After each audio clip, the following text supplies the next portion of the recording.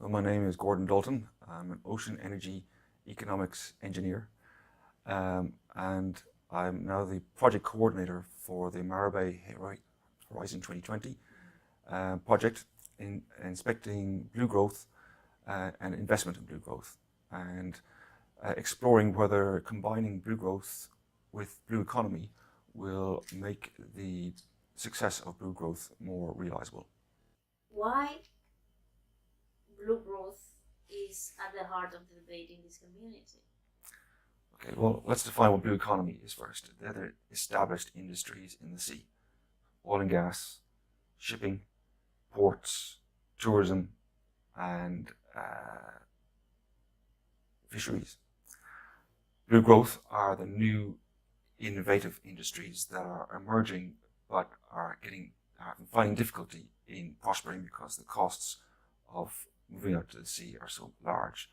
So blue growth is ocean energy, including wave, tidal, and OTEC, or ocean thermal.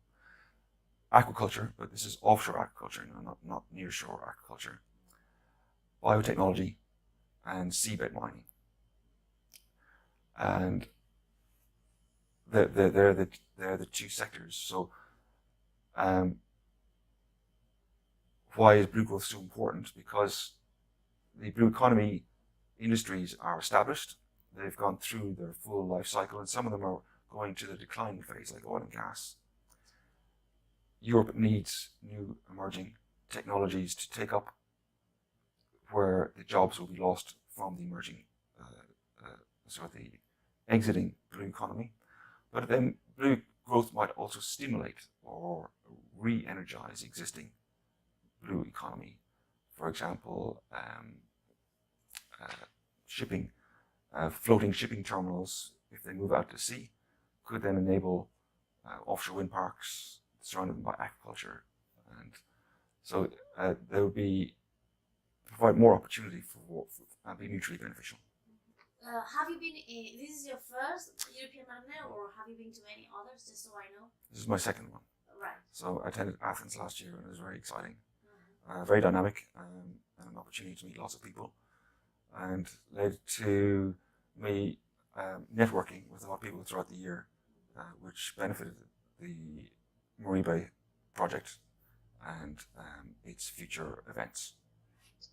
Do you want to tell us a little bit, in a kind of simple way, what the project you represented really does? Well, it's a EU-funded Horizon 2020 project. The project directors are DG Maribe, DG R&D Energy, and DG Transport. So it's a combination of all three.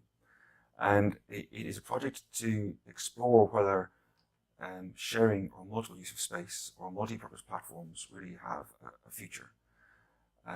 The Commission have funded 5 what's called Oceans of Tomorrow projects to date, and they're all complete.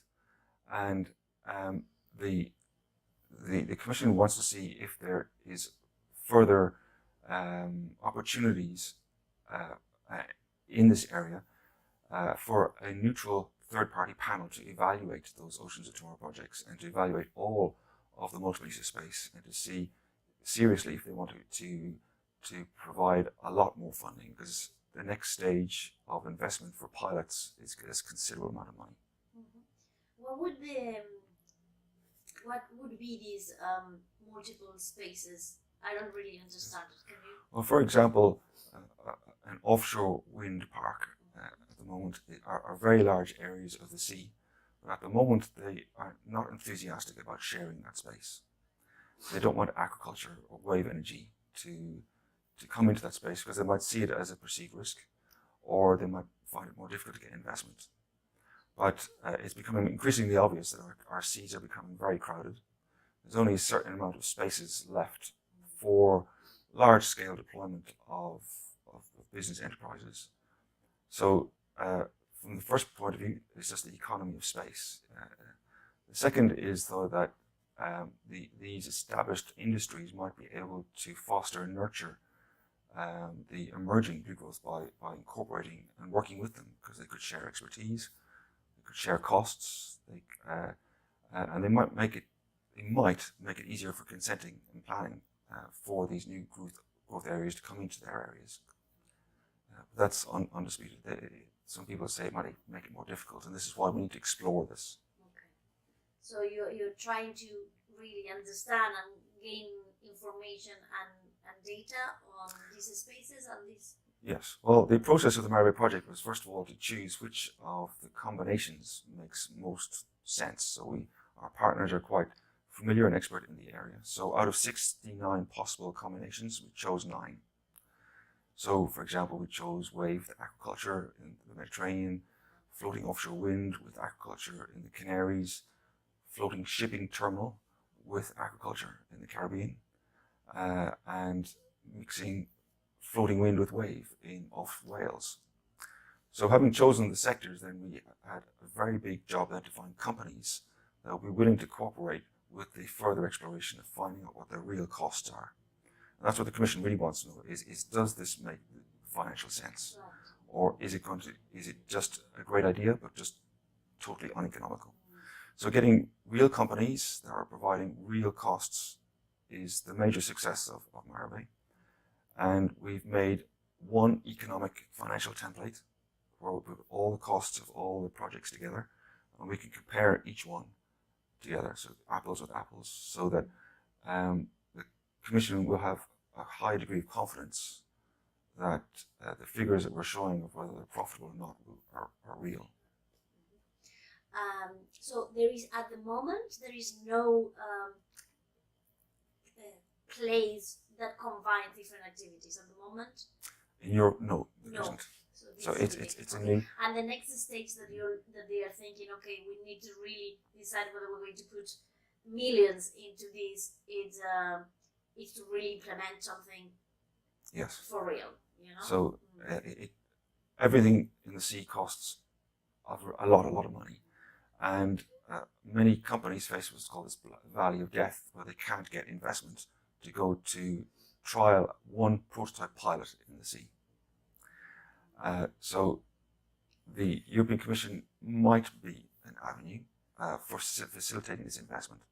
But Maribe has also explored how private investment can come into this, or infrastructure investment, or public national investment. So we're exploring all the routes and combining all these together to present them to the Commission. It's very interesting, very useful as well. It gets. Hopefully it will be. And I suppose the outcome, what is the outcome of this? Well, we've got our 9 case studies ready. We've got 12 companies representing these 9 sectors case studies. We've completed their technical specifications for each of the projects. We've completed their costs, their financial results. We've done a business plan and business model for each of the case studies. And the business model means what are their partners, what's their competition, what's their market, what's their value proposition. And then we've done a risk analysis as well. Now this is a high level risk analysis, because risk analysis is very complex, but at least it's a beginning to see what will be the risks and how would they be mitigated. And these will all be presented in June the 15th and 16th in Brussels to DG Mare. We're hosting what's called a Dragon's Den style pitch, where each company will stand in front of a panel of 10 experts and present their project, their plan, their financials, their costs, their business model, and their risks. And the panel will then compliment, criticize, advise this company, and it will help the company to develop forward themselves, of course. But the panel will also advise us then which they think are the best project for Europe to carry forward.